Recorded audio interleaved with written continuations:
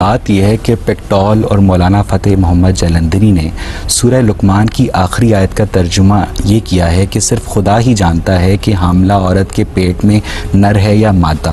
ہم سب اب جب سائنس اس قابل ہو گئی ہے کہ وہ الٹرا ساؤنڈ کے ذریعے اس امر کا تعین پہلے سے ہی کر لیتی ہے، تو کیا ہم اس آیت کا کوئی اور مفہوم یا ترجمہ اخذ کر سکتے ہیں؟ یہ ترجمہ کس نے کیا ہے؟ یہ ترجمہ تو کیا نہیں جا سکتا، اور مولانا فتح محمد جلندری کیا نہیں جا سکتا، اس لیے کہ اس میں ما فی الارحام کے الفاظ ہے، اس میں مرد اور عورت کا سوال ہی نہیں ہے۔ کیا سائنس نے جاننے کا کوئی ذریعہ دریافت کر لیا ہے کہ ماں کے پیٹ میں سے ارسطو پیدا ہو رہا ہے یا افلاطون پیدا ہو رہا ہے، اقبال پیدا ہو رہا ہے یا فردوسی پیدا ہو رہا ہے، یہ بڑا ہو کر غالب بنے گا یا ہٹلر بن جائے گا؟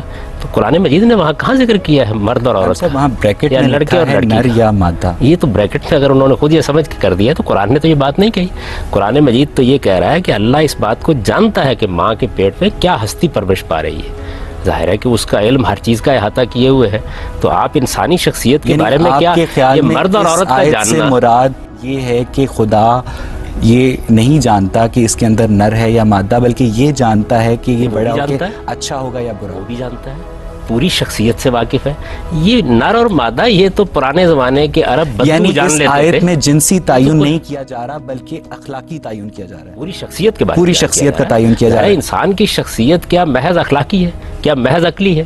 میں کیا ہوں، میرا وجود کیا ہے، میں کیا کروں گا؟ ایک بڑا خوفناک سوال یہ پیدا ہوتا ہے کہ اگر خدا کو پہلے سے ہی پتا ہے کہ ماں کے پیٹ میں جو ہستی ہے وہ نیک ہے یا بد، جیسا کہ آپ نے فرمایا کہ وہ اخلاقی طور پر تعین کیا جا رہا ہے، الفاظ ہی نے استعمال کیا، میں نے کہا وہ ارسطو ہے، وہ افلاطون ہے، وہ اقبال ہے، وہ غالب ہے، اس کی صلاحیتیں کیا ہیں، اس کی شخصیت کیا ہے، وہ سائنسدان بنے گا، شاعر بنے گا، ادیب بنے گا۔ یہ سب کچھ پری ڈیٹرمنٹ کا علم تو پہلے سے ہونا چاہیے۔ خدا نے صلاحیتیں دی ہیں، سوال یہ میں کہاں پیدا ہوں گا، میرے والدین کیا ہوں گے، میرا وطن کیا ہوگا، مجھے کیا صلاحیتیں ملے گی، میں ان کو نشو و نما دے کہ کیا بنوں گا، یہ اگر خدا کو معلوم نہ ہو اور اس کی کائنات میں بغاوت ہو جائے اور اس کے بعد اطلاع دی جائے، اس کے دروازے پر دستک دے کر کے بیدار ہو جائیے یہ انسان کر بیٹھا۔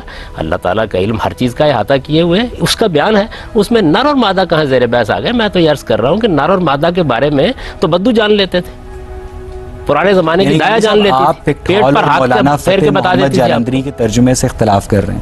میں تو آپ سے عرض کر رہا ہوں کہ قرآن مجید کو نکال کے پڑھیے نا، قرآن مجید میں ما فی الارحام کے الفاظ ہیں، ماؤں کے پیٹ میں کیا پرورش پا رہا ہے اس کو خدا جانتا ہے، یقیناً خدا ہی جانتا ہے۔ ابھی تک تو کوئی ایسا ذریعہ دریافت نہیں ہو سکا اور میرے نزدیک اس کا کوئی امکان بھی نہیں ہے۔ یعنی یہ کیا چیز ہے؟ بچوں کی بات ہے کہ یہ جان لیا کہ لڑکی ہے یہ لڑکا ہے۔ میں عرض کر رہا ہوں کہ یہ تو پرانے زمانے کی دایا جان لیتی تھی، اس میں کیا کمال کیا آپ نے؟ جو بات قرآن مجید نے کہی ہے بڑی غیر معمولی بات ہے کہ تم کیا جانتے ہو اس بات کو کہ پروردگار کس درجے میں جانتا ہے کہ ماں کے پیٹ میں جو آج بچہ پیدا ہو رہا ہے یہ کل کیا بننے والا ہے، اس کی شخصیت کیا سامنے آئے گی، دنیا میں کیا کارنامے کرے گا، اس سے خیر پھیلے گا، اس سے شر پھیلے گا۔